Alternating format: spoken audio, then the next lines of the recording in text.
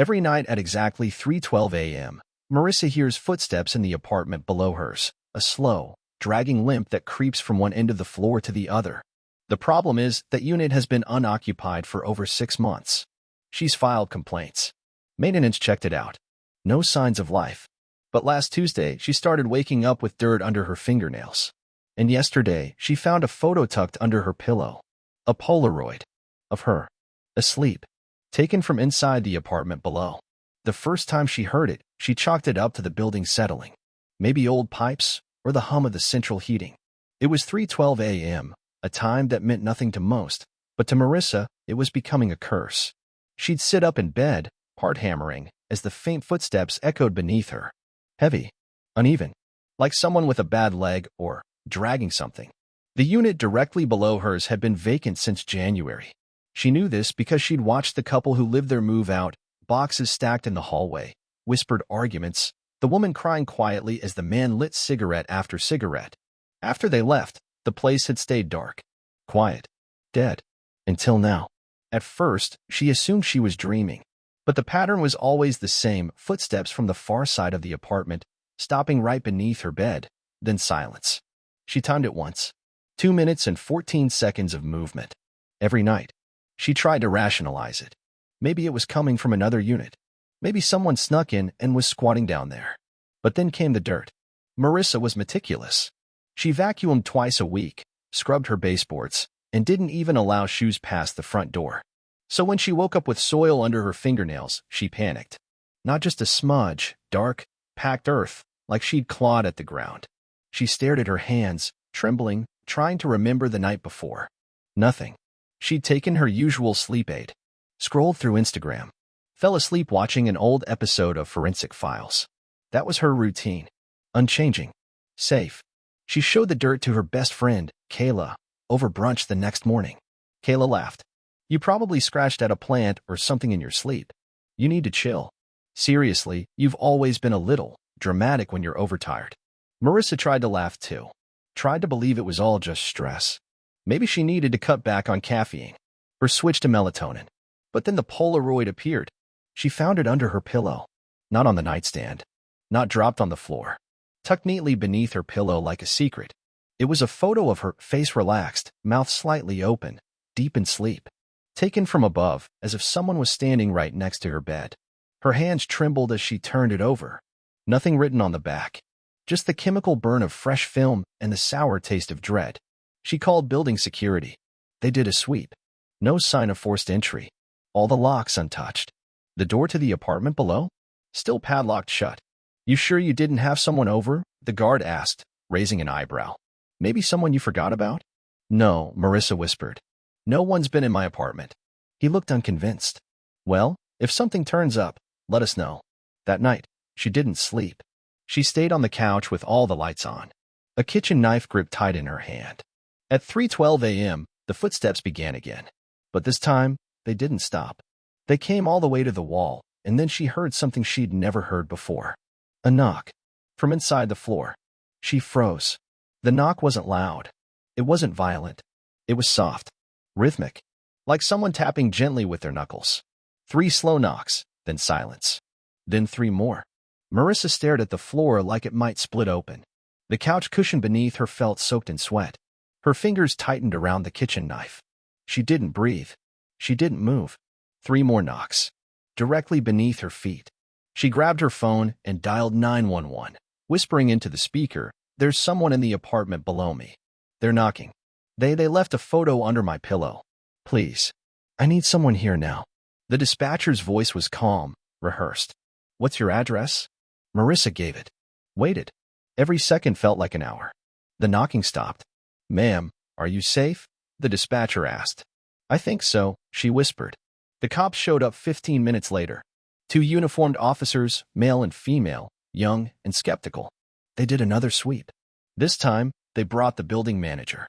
They all went downstairs to the vacant apartment. Marissa followed them, barefoot, wrapped in a hoodie. The door was still padlocked. The manager fumbled with his keys, unlocked it, then hesitated. "I haven't been in here in months," he muttered. "We're supposed to start renovations next week." The door creaked open. Dust curled in the air like ghosts. It was empty. Utterly empty. No furniture. No footprints in the layer of grime. No signs of anyone staying there. The windows were locked from the inside. A sharp smell of mold and paint lingered like something rotting. But as the officers walked through, Marissa's eyes fell to a section of the floor right beneath where her bed would be upstairs. The floorboards were newer there, slightly mismatched. Different grain. Has that part been replaced? She asked. The manager squinted. Yeah, I think so. After the last tenant left. Something about water damage. Or maybe it was the maintenance guy. I don't know. The officers found nothing. We'll file a report, the woman said. But there's no evidence of forced entry or trespassing. Could have been a dream. It wasn't a dream, Marissa said. Her voice broke. I have a photo. Someone was in my room. Bring it to the station, the male officer said. We'll take a look. But unless there's more, there's not much we can do. That night, she locked every door and window, moved her mattress into the living room, slept with the knife under her pillow. Still, the sound came. But this time, it was louder. She could hear breathing, just beneath the floorboards. Wheezing. Strained. Like someone struggling to draw air. And then a scratching. Slow. Deliberate. A fingernail dragging against wood. She didn't sleep. The next morning, Marissa went back downstairs alone. The apartment was still unlocked from the night before. She stepped inside, heart racing. The room directly beneath her bedroom was smaller than she expected. Almost too small. She looked around. Nothing but bare walls and that odd section of floor. And that's when she noticed it. A tiny rusted nail sticking up at the edge of one floorboard. Almost like it had been pried open before and never sealed properly. Marissa stared at the nail, her pulse roaring in her ears. She dropped to her knees, fingers trembling as she reached for it. The nail wiggled, came loose. The floorboard shifted under her touch, not much, but enough to confirm it wasn't fixed in place. It was a cover, a lid, a trapdoor. She hesitated. The apartment was silent, the air thick with mildew and dust. She looked back toward the open doorway. No one in the hall. No one to stop her. She wedged her fingernails into the seam and pulled. The board groaned. A dry, hollow sound echoed beneath it. Her stomach turned. Beneath the loose floorboard was a narrow, rectangular hole, no deeper than a crawl space. The air that rushed up was cold and foul, like dead leaves and rusted metal. She couldn't see much, but what she could see made her recoil. Scratches. On the inside of the wood. Dozens of them. Deep, frantic gouges like fingernails scraping against the walls. And a smear of something dark along the edge dried. Flaked? Blood? She backed away so fast she hit the wall. No one had mentioned a crawl space. She texted Kayla. There's a compartment under the floor. Something was down there. Scratches. I think someone was trapped. Kayla responded 2 hours later. Girl, you need sleep. And a vacation. Seriously. Please go to the police. But the police hadn't helped. They dismissed her. The photo, the sounds, the trapdoor, it all added up to something, but no one wanted to see it. That night, she sat in her living room again, knife by her side, every light on. At exactly 3:12 a.m., the sounds returned. Only now, they weren't footsteps. They were whispers. She couldn't make out the words. Just a low murmuring beneath the floor, too quiet to understand but unmistakably human. It went on for nearly an hour. Then silence. When she woke up the next morning, there was something on her doormat. A second Polaroid. This one showed her from a different angle, taken through the gap in her bedroom closet door. She was sitting up in bed, holding her phone, eyes wide in terror. Marissa fell to the floor, sobbing. Whoever was doing this wasn't just watching her. They were inside. Inside the walls. Inside the floor. That day, she drove to the police station with the photos and a written statement. She demanded a deeper investigation.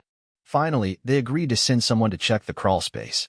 2 days later, a detective knocked on her door. Detective Hammond.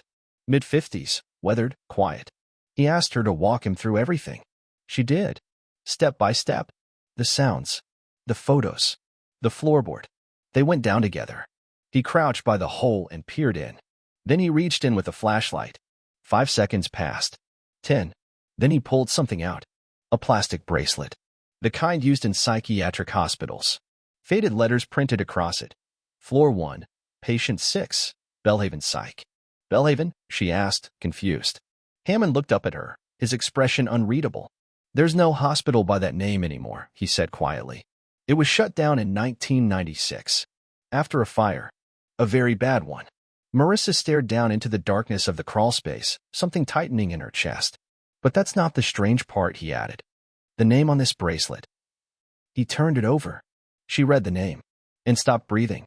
It was hers. Marissa staggered back like she'd been punched. The name on the bracelet was hers, Marissa Ellen Price. Same middle name. Same spelling. Same birthday, printed just beneath it. This has to be a mistake, she whispered. Someone's messing with me. Detective Hammond didn't respond right away. He studied her, lips pressed in a flat line, as if weighing something heavy in his mind. You said you've lived in this building for how long? 3 years. I moved in right after I graduated from... She stopped. Her voice caught in her throat. Graduated from where? She blinked. The memory set just out of reach, blurry, half-formed. She knew she'd finished school. Knew she'd gotten a job in marketing. But when she tried to picture the office, the diploma, her coworkers, there was nothing. Just static. Noise. Something wrong? Hammond asked. No, I'm tired. He didn't push her. Instead, he handed her the bracelet. I want you to keep this for now. Just stay sharp. If anything else happens, call me directly. That night, she didn't turn on the lights. She sat in the dark, hugging her knees, the bracelet cold in her palm. 3:12 a.m. came like a ticking bomb. This time, there were no footsteps. No whispers. There was humming. A soft, tuneless melody drifting up through the floor like a lullaby sung through clenched teeth. Marissa clamped her hands over her ears and curled tighter, rocking herself like a child. The next morning, she did something she hadn't done in over a year. She called her mother. The phone rang 5 times. Then voicemail. She tried again. Same result. No one ever answered. Not since the incident, though Marissa had never been able to clearly remember what that incident had been. She scrolled back through her call history. The last call from her mother was over 14 months ago. And when she checked the contact, it had no photo, no address, just a number. Had her mother changed it? Or had someone changed it for her? She went back to the crawlspace that afternoon. This time, she brought gloves, a flashlight, and her phone set to record. As she shined the light inside, she saw something she hadn't noticed before, a thin seam in the back panel. A hidden gap. Carefully, she reached in, fingers scraping against splinters, and pulled. The back panel slid open. Behind it was a cavity barely large enough to crawl into. She hesitated, then went in. The space was narrow and suffocating. Pipes crisscrossed the ceiling like veins. She crawled forward a few feet, and that's when she saw it. A nest. Blankets. Food wrappers. A small pile of books. And taped to the wall above it all. Photos. Dozens of them. All of her. Sleeping. Eating. Showering. One from the moment she had her first panic attack, curled in the kitchen with bloodied palms from digging her nails into her skin. She was being watched. She turned to crawl back, but froze. A figure stood at the entrance. Just a silhouette. No light, no face. And then she heard it. That same humming, coming from the figure's throat. As she stared in horror, the figure tilted its head and whispered. They said you were gone. Marissa couldn't scream. Her throat seized, the air sucked out of her lungs. The figure didn't move, just stood in the entrance of the crawlspace, swaying gently, humming that awful, broken tune. Her mind was screaming, run, fight, do something. But her body wouldn't move. Then, suddenly, the figure turned and vanished. No footsteps. No sound. Just gone. Marissa scrambled backward, heart slamming against her ribs. She crawled out, tore through the dust-choked air of the abandoned apartment, and slammed the door behind her. She called Hammond. He picked up on the first ring. Talk to me. There's someone living in the crawlspace. They have pictures of me. Hundreds. They were watching me. Where are you right now? Downstairs. The empty unit. Please come. He was there in 15 minutes. She took him back through the trapdoor. This time, she couldn't bring herself to crawl in. Hammond did. He took photos. Collected the objects. And when he returned, his face was ashen. We need to go for a drive, he said. Where? To the archive. You need to see something. They drove out past city limits to an old municipal building. Inside, Hammond led her down to a records basement. Mold clung to the walls. Fluorescent lights buzzed overhead. He pulled a file box from a dusty shelf labeled Bellhaven Psych. Closed cases. I wasn't sure until I saw the bracelet, he said, flipping through the folders. But when I saw your name, I remembered this case. It was buried, like someone didn't want it reopened. He pulled out a file and slid it across the table. Marissa stared at it. Name, Marissa E. Price. DOB, November 14th, 1993. Admitted, March 3rd, 2007. Discharge, unlisted. Diagnosis, dissociative amnesia, severe trauma response, delusional disorder, persecutory type. Patient notes were scribbled in faded ink. Patient reports auditory hallucinations of footsteps and breathing beneath the bed. Severe sleep disturbances. Multiple episodes of fugue state behavior. Claims she is being watched from inside the hospital walls. Security footage from March 10th shows patient wandering sublevel maintenance corridors barefoot at 3:14 a.m., reciting unfamiliar song. Patient insists she is not meant to be here, that this identity is not hers. But no known family or contacts have responded. Psychiatric evaluation suggests early trauma linked to confinement or prolonged isolation. Marissa stared at the words until her eyes blurred. I don't remember any of this, she whispered. That's what amnesia does, especially trauma-induced dissociation. But I've lived a life. I went to college. I had friends, E. Are you sure? She tried to summon their names. Her coworkers. Her old apartment. Her first kiss. Nothing came. Just flashes. Out-of-sequence fragments. I'm losing my mind, she said. No, Hammond said, voice low. You're remembering it. He opened a second file. Inside was a black and white security still. A girl, barefoot, long hair matted, standing in a hallway with a vacant stare. It was her. Same face. Younger. Wild-eyed. She felt like she might vomit. There was a fire at Belhaven in '96, Hammond said. But they reopened one of the sublevels illegally. Kept a few patients off record. Ghost cases. Your name came up once, in a report about missing medical records. Marissa covered her mouth. The person watching you, he continued. I don't think they were watching. I think they were waiting. For what? Hammond hesitated. His eyes dropped to the file. Then he looked at her and said, to come home. The drive back to Marissa's building was silent. She sat in the passenger seat, shaking. The file clutched in her lap felt radioactive. Her entire life, her identity, her memories were unraveling thread by thread. She couldn't tell what was real anymore. Had she ever actually left that hospital? And if she hadn't, what was this place? Back in her apartment, she poured herself a glass of water. Her hands wouldn't stop trembling. The lights flickered. She felt the walls closing in. Her phone buzzed. A text from Kayla. Hey, you okay? Haven't heard from you. She almost replied. But then she paused. Had she ever met Kayla in person? She tried to picture it, brunches, movie nights, sleepovers. But every memory was behind glass. No smells, no sounds. Just images. Flat, like stock footage. Her breathing quickened. She opened the photo album on her phone. Scrolled through every picture of her and Kayla. Not a single one where they touched. Not a single video. No tag locations. She scrolled faster. Something wasn't right. Every photo of herself was taken from the same angle. From a distance. Like surveillance. Like someone else had taken them and loaded them onto her phone. She checked her email inbox. Most of the messages were from banks, spam, generic newsletters. Nothing personal. No old messages from friends. No job offer letters. No photos from family. Nothing before 2022. She was supposed to be 31. It was as if her life had only begun 2 years ago. That's when the smell hit her. Smoke. Burnt plastic. It was faint, but unmistakable. She ran to the door and threw it open. The hallway was empty. The lights flickered. The smell was stronger. Then, the elevator dinged. Marissa froze. The doors slid open. Inside stood a woman. Mid-60s. Thin. Pale. Wearing a hospital gown. Her head twitched to the side. Her eyes locked onto Marissa's. You were supposed to stay in your room, the woman whispered. Marissa stepped back. Who are you? The woman smiled. You don't remember? That's okay. They said you might not.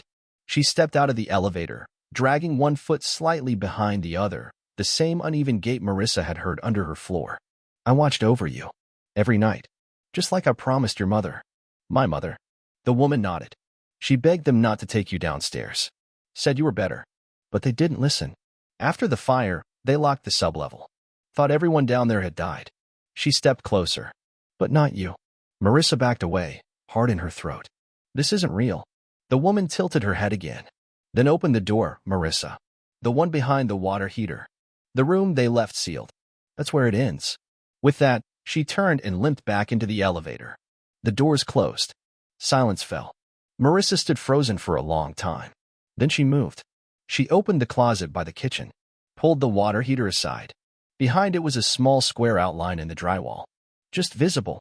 A door. Painted over. Almost invisible. She pried it open with a screwdriver. Inside was a narrow staircase. Leading down.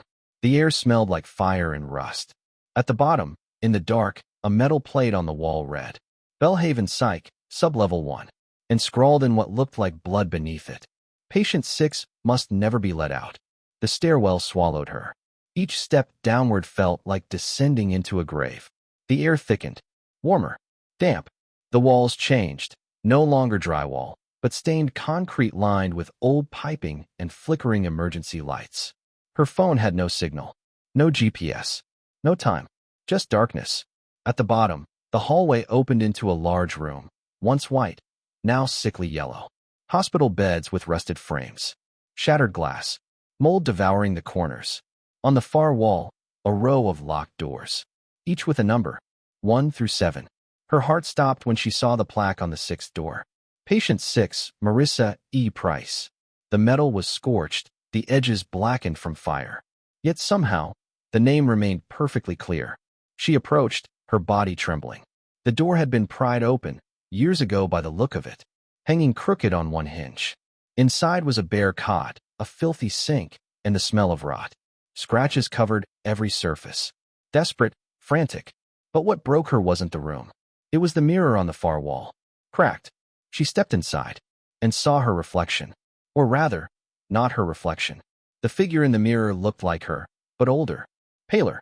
Dirty hospital gown clinging to a skeletal frame. Hair matted. Eyes wide and furious. Marissa staggered back, but the figure didn't move with her. It stayed in place, staring. Then it smiled. Not sweetly. Not gently. A knowing smile. The lights flickered once, twice. Then went out. Pitch black. Marissa screamed. When she came to, she was on the floor of her apartment. Daylight bleeding through the blinds. Had it been a dream? Her body ached. Her mouth was dry. She checked her phone. Dozens of missed calls. Texts from Kayla. From Detective Hammond. Call me. Something's happened. Urgent. She dialed Hammond. He answered instantly. Where the hell have you been? He demanded. I've been trying to reach you all night. I found the room. The sublevel. It's real. I know, he interrupted. That's what I was trying to tell you. After you left, I did a full records check on Belhaven. I found a sealed court file. You weren't just a patient. You were part of a lawsuit. Your mother sued the hospital. Marissa's knees buckled. She sank to the floor. What? She claimed you were misdiagnosed. That you were healthy. That Belhaven had kept you drugged for years to silence you about something. What something? I don't know. The records were redacted. But listen, she broke you out. In 2007, there was a fire. She disappeared. Everyone assumed she died. Marissa's voice trembled. But if she survived, there were rumors she stayed behind. To make sure no one ever went back. To protect you. Marissa looked toward the closet. The door behind the water heater was gone. Sealed shut with drywall. Like it had never been there. And here's the thing, Hammond said. There's no death certificate. Not for you. Not for her. It's like they erased you both. She didn't respond. Marissa, he asked. She looked into the hallway mirror. Saw herself. But this time, her reflection didn't move. It just stared, smiling, and softly, barely audible, began to hum. That same broken lullaby. Because someone had come back from that room. But maybe not the right one.